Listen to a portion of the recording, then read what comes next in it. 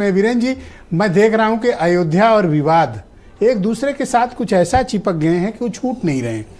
मैं ये मान रहा था कि मंदिर का निर्माण हो गया, प्राण प्रतिष्ठा हो गई, अब अयोध्या को विवाद से दूर रख के एक धार्मिक क्षेत्र है, बड़े ही लोगों, करोड़ों लोगों की भावनाओं के मुताबिक मंदिर निर्माण हुआ, लेकिन विवाद है कि छूट नहीं रहे हैं। देखिए, जो सियासत है वो धर्म इस समय उस पर काफ़ी उसके लिए सहायक साबित हो रहा है। इस लिहाज से ये सब मुद्दे गरमाए हुए हैं।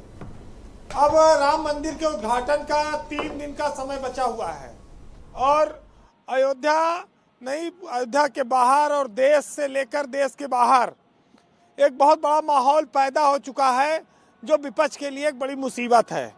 बीजेपी ने पूरे देश में, अयोध्या में तो कम, अयोध्या के बाहर गली गली, गांव, मोहल्ला, बैनर, पोस्टर, लाउड स्पीकर, तमाम यात्राएं, इस तरह से एक अभियान बनाया है राम के आगमन को, जिसको लेकर लोग अब राम मंदिर के नाम पर 2024 के लोकसभा चुनाव की छाप लेकर जाएंगे। तो ये तैयारी उसी दृष्टिकोण से है। आज जब मैं बात कर रहा हूं हजरतगंज में खड़े होकर लखनऊ के, तो पीछे लाउड स्पीकर बज रहा है और शहर में भी राम की धुन बज रही है, राम के आगमन को लेकर तैयारियां चल रही हैं। तो ये एक बहुत बड़ा माहौल बीजेपी ने तैयार किया है। विपक्ष के सामने सीमित विकल्प है। कांग्रेस वाले गए थे स्नान करने, लेकिन जब वो गए दर्शन करने, उनका झंडा फंडा फाड़ दिया गया, वहां बवाल मच गया। तो अब विपक्ष के वहां पर इकट्ठा होकर कोई नेता जा भी नहीं सकते, क्योंकि वहां पब्लिक नाराज हो जा रही है। तो ये भी एक समस्या है। देखिए, अयोध्या में जितने मीडिया के चैनल चल रहे हैं, वहां पर न सपा के प्रवक्ता जा रहे हैं न कांग्रेस के, क्योंकि वहां पर उल्टा बोलने वालों का जगह ज्यादा बची नहीं है। ये बीजेपी ने इस आयोजन को खाली विपक्ष तक घेरने के सीमित नहीं बनाया, इसको एक ऐतिहासिक आयोजन बनाया है और दुनिया के स्तर पर बनाया है। ये जानती है बीजेपी की उसकी जीत का जो मंत्र है 2024 का, इस अयोध्या से निकलेगा। और इसके लिए वो अगर विपक्ष को, कांग्रेस को, सपा को राम विरोधी से लेकर हिंदुत्व विरोधी तमाम सारे आरोप चल रहे हैं। धर्म के साथ जब राजनीति आ जाती है तो इस तरह के बयान होते हैं। विपक्ष के सामने समस्या इस बात की है कि वो किसकी आड़ लेके बचाए। थोड़ा बहुत शंकराचार्य उनको आड़ दे पा रहे हैं, बाकी जगह पर मामला ठीक नहीं है। अयोध्या की बात जहां तक है, ब्रजेश जी, जब वहां आप पहुंचे तो अयोध्या के विकास में रात दिन काम चल रहा है। एक त्रेता युग की तरह एक माहौल बनाया जा रहा है वहां पर, और लोगों को वहां पर तमाम इस तरह की झांकियां भी देखने को मिल रही हैं। राम के बाल्यकाल से लेकर सीता स्वयंवर और भगवान राम के राज्याभिषेक की तमाम सारी तस्वीरें आपको पग पग पर अयोध्या में इस समय देखने को मिलेंगी जी।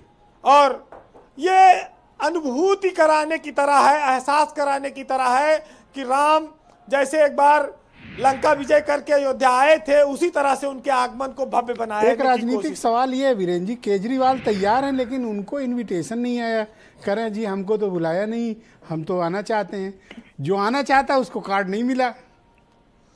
ये बात सही है।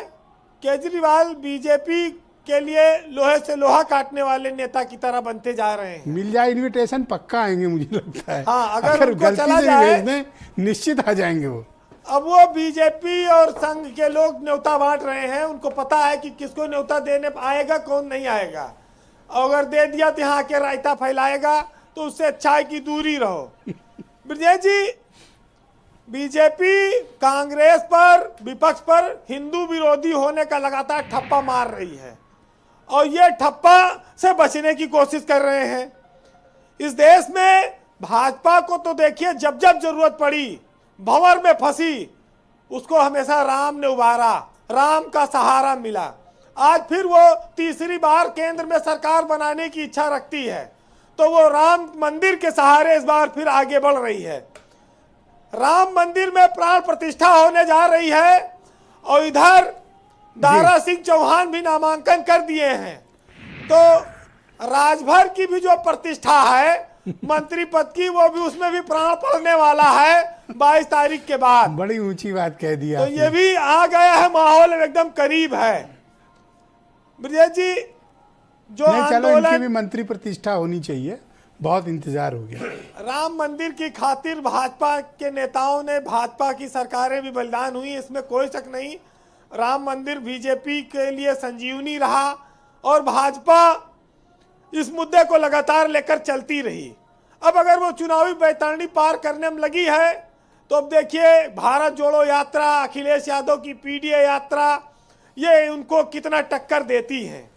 लेकिन इतना जरूर है कि इस देश में सियासत इस समय धर्म पर आधारित है और उससे बच के निकल पाना विपक्ष के लिए बड़ा कठिन हो गया है। 500 सालों के लोग कह रहे हैं कि लंबा संघर्ष हुआ है, तब ये स्थितियां अयोध्या में बनी है। राम मंदिर लोग चंदा बढ़ चढ़ कर दे रहे हैं, जो गरीब हैं, जो 20-40-100 रुपया कमाते हैं, वो भी 20-30 रुपया चंदा दे रहे हैं। तो धर्म तो एक ऐसा मामला है कि वहां पर जाति के भेदभाव मिट जाते हैं, विभिन्न धर्मों के लोग भी देते हैं। तो ये एक माहौल तो बन गया है। अब उसको टक्कर कैसे दी जाएगी, अब ये 22 तारीख के बाद पता चलेगा जी। एक गजल है, उसकी लाइनें हैं कि संसार से भागे फिरते हो, भगवान को क्या तुम पाओगे, और इस लोक को अपना न सके, उस लोक में भी पछताओगे। ये पाप है क्या, ये पुण्य है क्या, ये धर्म पर, रीतों पर धर्म की मोहरें हैं। हम युग के बदले धर्मों को कैसे आदर्श बनाओगे। और हम कहते हैं ये जग अपना है, तुम कहते हो झूठा सपना है। हम जन्म बिता कर जाएंगे, तुम जन्म गंवा कर जाओगे। बहुत शुक्रिया वीरेंद्र जी, आपका बहुत बहुत धन्यवाद ग्राउंड जीरो से हमारे साथ जुड़ने के लिए। अयोध्या की बातें, अयोध्या की राजनीति